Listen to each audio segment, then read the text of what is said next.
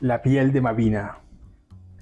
A Juan Erasmo Teortúa lo mandaron a llamar de la televisión en Bogotá para que participara en el programa El Palacio de la Fama, gracias a su libro El Hermafrodita Despierta, que se estaba vendiendo venteado en las calles del centro de Barranquilla.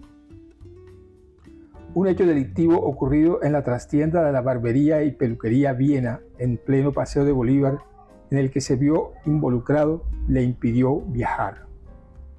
Mi viejo estaba perdiendo la memoria, pero me contó algunos datos que he tratado de hilar, conservando en lo posible su manera de hablar.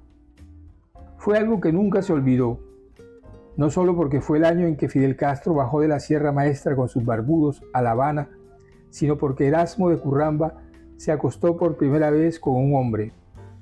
En apariencia, era racista y homófobo, como el famoso director de las novelitas del FBI, ¿te acuerdas? El tal J. Edgar Hoover, pero era marica en el closet. En esos carnavales, Teortúa mató por fin el miedo y se echó encima al tigre de Patricio Loango, el palenquero filósofo. Con la plata que ganó gracias al Hermafrodita, creo que hasta viajaron juntos por Europa. También fundó una revista escrita solo en francés. La traía siempre a la peluquería, dejaba ejemplares. Allí publicó varias versiones de sus amoríos con Patricio. De niño mi padre también me llevó a la barbería Viena. Me robé una de esas revistas que aún conservo y por eso puedes leer, citar frases de ahí. Tráela para acá, ahí está bajo el escritorio. Una revista de postín y filosofía para ustedes, intelectuales bicicletos. Oigan al viejo Juan Erasmo lo de frotarse con un negro, qué viejo bandido. Restregar a un etíope, blanquear a un negro, esa piel negra, ese tinte natural que Plinio atribuye a las exhalaciones quemantes del sol, a la simpatía por el astro tan cercano, ningún agua la puede lavar. Un hombre pálido, renacentista, comprador de gente en Ámsterdam, exportador de mano de obra a Cartagena de Indias y a La Habana, adquirió a Patricio. Era el único congo en un lote de mandingas. Patricio no es su verdadero nombre, es esbelto, gracioso, con una bella sonrisa y virtuoso. Lo único que le gusta es el cine, la música. Muchas gracias, Julio. Bienvenido. Este es un capítulo más de Echándonos el Cuento, el videopodcast del Premio Nacional de Cuento de la Cueva y de la Fundación La Cueva. Bienvenido, maestro Julio Olaciregui. Bacán de bacanes. Creo que ese es tu oficio favorito, ser un bacán, ¿no? Pues trato, sí, ya estoy un poco retirado, pero sigo andando las calles con las sandalias para arriba y para abajo y tratando de ver dónde hay alguna maribunda siempre que por ahí. No, y toda esta cosa bellísima con la danza africana, que has hecho de eso una cosa muy especial. Sí, la danza la descubrí allá en París, donde vivía, porque allá hay mucha gente de África, de las ex colonias francesas. Y bueno, acá en Barranquilla siempre vi en la Batalla de Flores, las danzas, el mapalé, pero ya estando allá y entrar en contacto con músicos y bailarines del Congo, de Guinea, de Senegal, me permitió practicar durante más de 20 años y estuve en Guinea y en Senegal bailando. Sí, fue una experiencia muy buena para mí. Sí. ¿Qué podía representar para un barranquillero como tú, barranquillero de esos de pura cepa, ¿no? Crecido en barrios como San Roque, San José, ¿qué puede representar un baile africano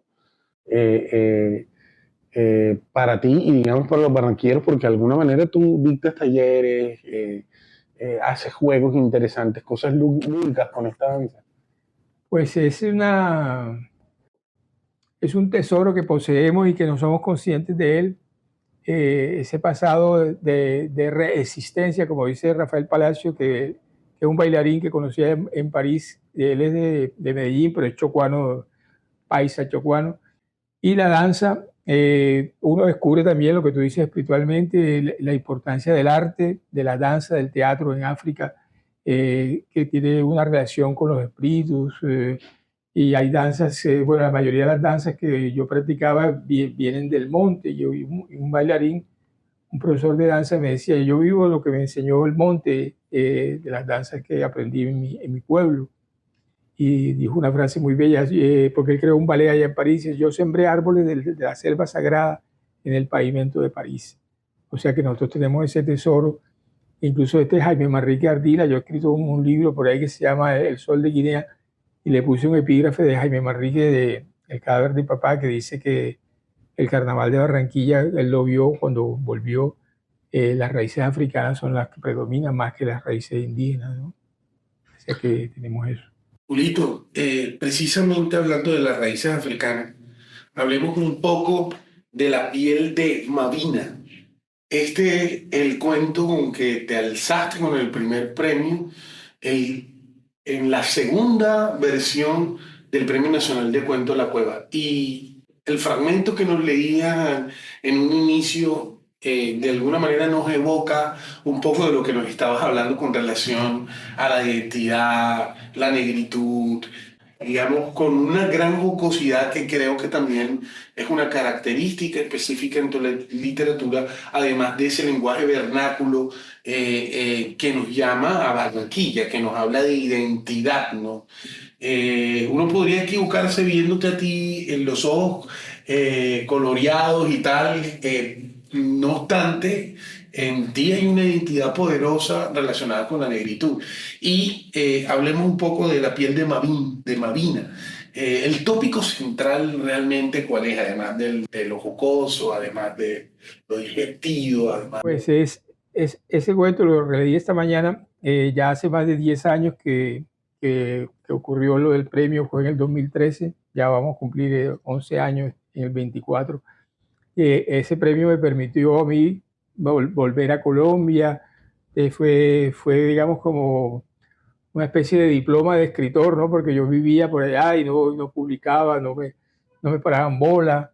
Y gracias a ese premio, bueno, pude llegar acá a la cueva y participar y estar cerca de Heriberto Fiorillo, a quien tenemos que evocar por haber creado este concurso. Y se me ocurría que este premio ha sido como una escuela de escritor, para escribir cuentos, porque ya no sé cuántos miles de cuentos han llegado acá. Y se me ocurre que se cerca podía... de 15.000 en Imagínate, estos 12 años, 12 en estos años. 11 años. Estamos hablando que son cuentos que vienen de todos los territorios, de los distintos territorios, incluso los más alejados del país, y también vienen del exterior porque el concurso, digamos que abriga también a los autores que están fuera del país, que pueden enviar su material, y a extranjeros que puedan, digamos, de alguna manera evidenciar que tienen bastante tiempo ya radicados en el país, pueden participar. Entonces, de esos 15.000, hay cuentos de todas partes, desde la Amazonía, desde la Orinoquía, desde el país andino, desde nuestra tierra Caribe. Y imagínate, un poco 15.000 historias ¿qué nos están diciendo esas historias? O sea que la cueva realmente ha creado un movimiento del cuento muy poderoso. Entonces yo sugeriría a Miguel Iriarte, que ahora es el nuevo director, que publicar, digamos, una antología de los cuentos premiados y crear una escuela de escritura de cuentos, que propongo incluso el nombre de Álvaro Cepeda Zamudio, que tiene una teoría muy bella sobre la diferencia entre cuento y relato. Dice que el relato ocurre alrededor del hecho y el cuento dentro del hecho. Entonces, eso lo dice Álvaro Cepeda en unas reflexiones que tiene sobre el cuento. Entonces se podría crear, digamos, una escuela virtual de escritura de cuentos. Y bueno, lo interesante sería que eso, bueno, yo sé que la cueva hace talleres, o sea, hace viajes fuera de Barranquilla con muchachos. Yo estuve en esa época en Soledad con unos muchachos estudiantes. O sea que sí hay un movimiento muy fuerte de escritura de cuentos, que es deslumbrante, ¿no? Es algo muy muy estimulante para todos nosotros, ¿no? Como los que practicamos la escritura, ¿no? Los que nos gusta escribir. O sea que la Cueva ha tenido esta idea buenísima, Heriberto Fiorillo y Miguel Iriarte, que continúa, y ustedes, tú, Carlos Polo, todos los muchachos escritores que trabajan en la Cueva. Así que no, esto está abierto y... Gracias por el piropo. Ese muchacho ya lleva un rato largo y ya va pasando por ahí. Muchacho como lo de la película, muchacho. Yo quiero leer a personas, para las personas que van a tener acceso en Spotify a este video podcast, digamos una pequeña semblanza de Julio, de Julito Araciregui, que es alguien aquí en la ciudad bastante apreciado, bastante querido por toda su gran trayectoria, no solo literaria, sino como periodista, un periodista que estuvo fuera del país 3 décadas, 30 años trabajando para una agencia importantísima como lo es la France Press. Julito aquí dice, en el cementerio de París, Julio descubrió que le gustaba leer ficciones en público. Por eso se dedica a las tramas y marañas del cuento. Viene quillero de 2 barrios populares santeros, Roque y José. Andando por las calles de París, descubrió que la etnia de los antiguos bogas afrocaribes, los fundadores del barrio Rebolo, cuna de congos y de la danza del Minotauro, periodista del Heraldo y del Espectador, ya lo dije ahorita, trabajó 3 décadas para la France Press en París, y un amante de la literatura, un amante de las palabras, y que tuvo la posibilidad de ser el segundo ganador como barranquillero importante. La segunda persona que se gana el premio es de acá. Este jurado, que si no estoy mal eran Alberto Salcedo Ramos, ¿quién más? Roberto Burgos Cantor. Estamos hablando de grandes ligas. ¿Quién era la otra persona? Juan Diego Mejía. Juan Diego Mejía. Bueno, un jurado de lujo. Y para que entiendan un poco la dinámica, las personas que van a tener acceso a este Spotify y a este video podcast, llegan tantos cuentos, por lo general llegan cerca de 1000 o mucho más de 1000. Por ejemplo, en pandemia se duplicó, 2000 algo. ¿Y qué es lo que tiene que hacer la organización, la fundación? Tiene que aumentar el número de prelectores, porque hay unos prelectores que son autores con preparación, con reconocimiento, escritores que se encargan de hacer una preselección para que le llegue al jurado en pleno, que son 3 autores en específico con una muy buena trayectoria nacional e internacional. Entonces, sería inaudito esperar que 3 personas van a leer y ponerse de acuerdo, van a leer más de 1000 cuentos. Por eso se requieren los prelectores, ¿no? Los prejurados, que también llamamos. Entonces, un certamen muy transparente de cara a la gente, porque no sé si tú sabes, me imagino que sí, que nunca falta el hater, como le llaman los chicos de ahora, o como el odiador que en redes sociales salta a especular cosas, y digamos, si hay una cosa que tenía Heriberto Fiorillo, era una rigurosidad, y era muy meticuloso con ese tema, y él no permitía, por ejemplo, que personas que hacemos parte de la fundación participáramos en el concurso, precisamente para evitar suspicacias y ese tipo de cosas. Entonces, es un premio que le ha dado digamos, ha preponderado cuentos como el tuyo, dando el primer lugar con una persona como tú, con tu trayectoria en las letras, en el periodismo, pero también a chicos muy jóvenes, de apenas 20 años, de pronto alguien de Valledupar, de pronto alguien de Bogotá. Hace año y medio ganó una chica bogotana, también muy joven ella, Juliet Mora. El último también lo ganó otra chica, Margarita Borrero, que creo, si no estoy mal, nació por accidente en Barranquilla, pero fue criada en Bogotá. Vive en Bogotá y estaba viviendo en España hasta hace muy poco. Entonces es un abanico abierto. Tú te me adelantaste en cosas te quería preguntar, ¿por qué crees tú como autor? Como escritor, como amante de las letras, que los premios son importantes o que un premio como este es importante. Bueno, siempre la ilusión de ser leído, de conseguir de pronto algún dinero por el premio. Eh, y este Flaubert decía que cuando uno escribe lo importante es la ilusión. Y bueno, los premios, el dinero, pues es como un señuelo ahí.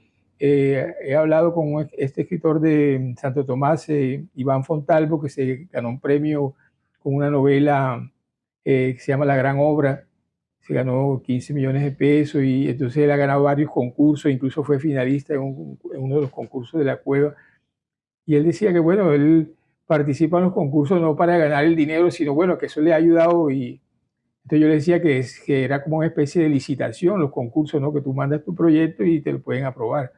Eh, También hay siempre, como tú dices, suspicacias, mangualas en los concursos y tal. Entonces puede que y el consejo que sí, no sé quién me lo dio, es que uno no tiene que escribir para el concurso, porque entonces ahí sí se frustra uno si uno está preparando cuentos para mandarlo al concurso. O sea, uno está escribiendo y escribiendo y de pronto si ve que hay un concurso, pues lo puede mandar, pero no escribirlo directamente para mandarlo al concurso.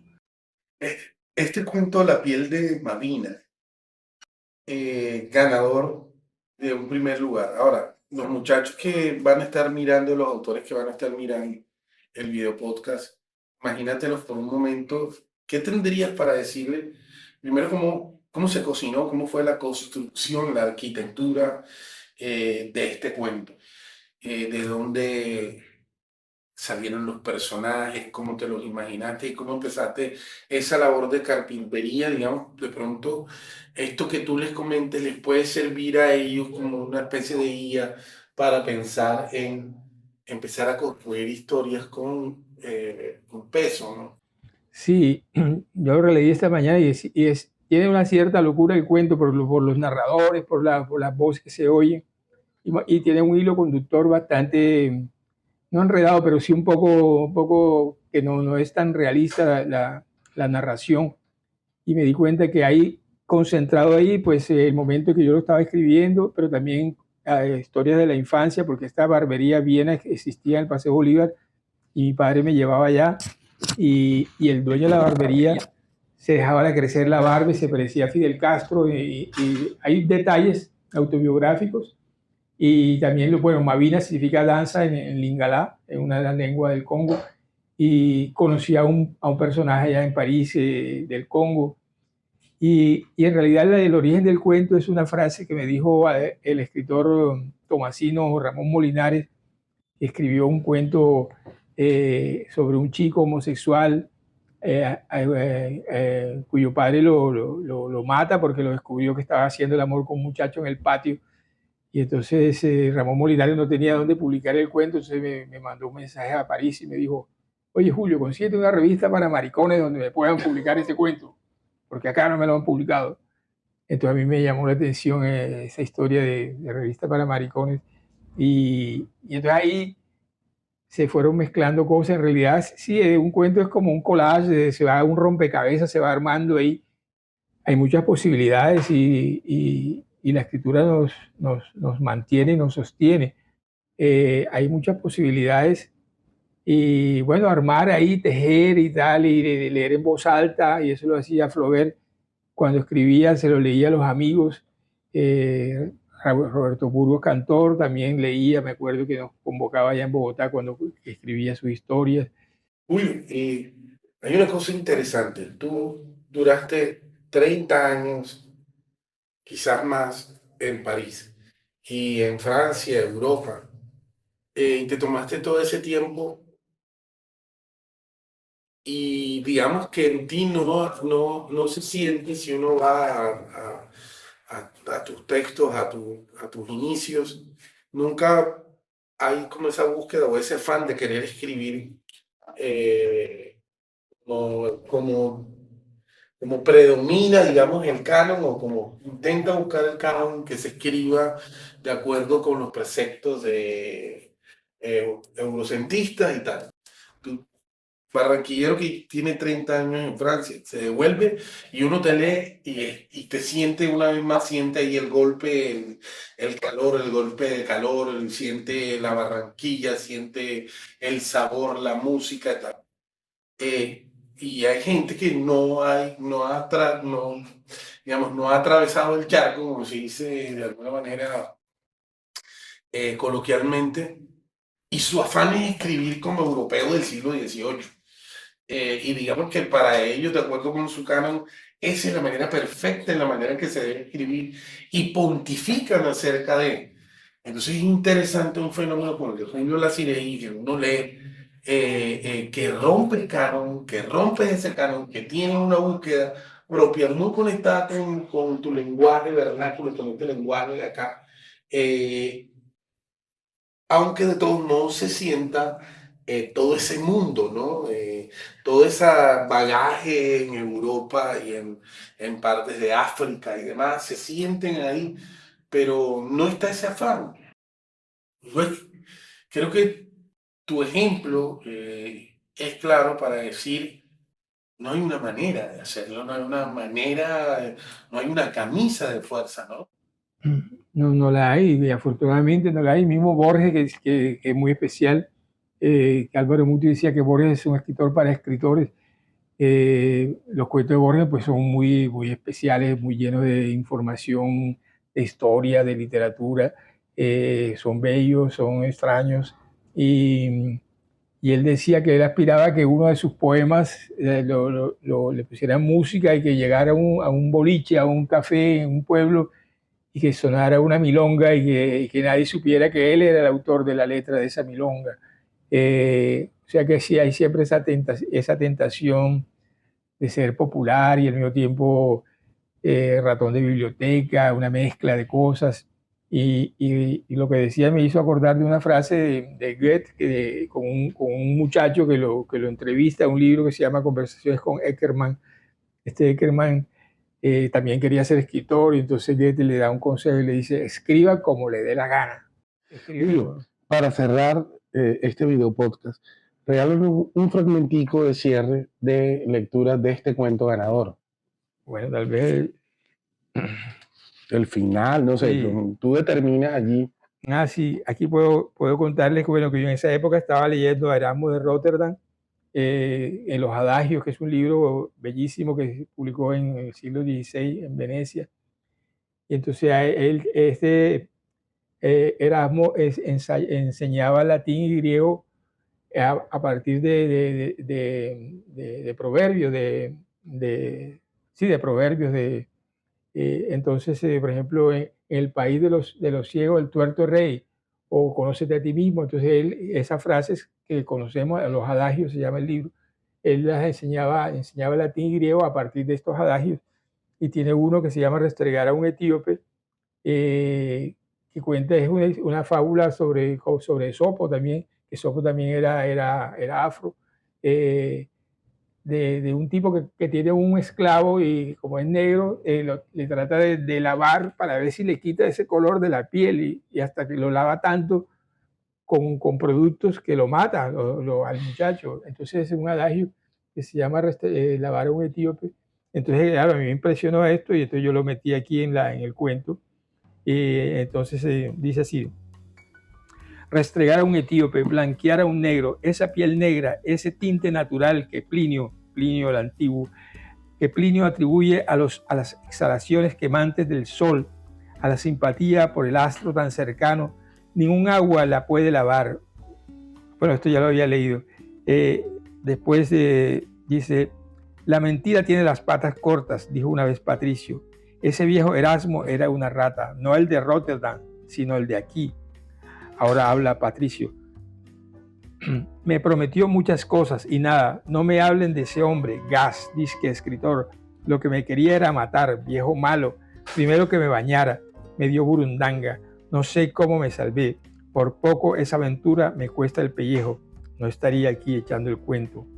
Pese a que aún soy un pelao, intuyo que hay líos en la barbería por lo de los masajes. Parece que la esposa de Pello los acusó a todos de ser muy maricones. marica, el que no entienda este cuento pagará una prenda. Eso es un dicho del barrio de marica, el que no entienda. Pero bueno, no es contra los homosexuales, sino contra la bobería, ¿no? De que a veces en la escuela decíamos así, marica es el último, pero no. Bueno, arraigado también en la cultura popular. Sí. Son dichos muy cercanos a la cultura popular, extraídos de la cultura popular. El que no lo entienda pagará una prenda. ¿Te acuerdas que jugábamos eso allá en el barrio? Sí, el que no lo entienda pagará una prenda. Juegos de niños y tal, sí. Y lo que tú decías de la cultura popular, la música, de Roberto Burgos dice que él aprendió a meter las canciones en sus historias leyendo a Guillermo Cabrera Infante. Esta manera de meter en los cuentos a veces frases de canciones, títulos de canciones, es algo que a mí también me gusta, ¿no? Eso, y hemos sido educados por la música popular, ¿no? La música. Bueno, gracias por conectarse aquí a Echándonos el Cuento, el video podcast del Premio Nacional de Cuento a la Cueva y de la Fundación La Cueva. Me despido, le doy las gracias al maestro Julio Laciregui por habernos acompañado en este capítulo, por habernos contado acerca de sus secretos y de la construcción de sus textos, acerca de lo que piensa sobre la narrativa, sobre el cuento, y bueno, habernos compartido todo ese conocimiento, toda esa sabiduría. Hasta aquí este capítulo. Una vez más les digo, conéctense el próximo que también va a estar muy interesante. Así que, arrivederci, sayonara, bye bye, hasta la vista, baby. Bravo. Gracias, Dios mío.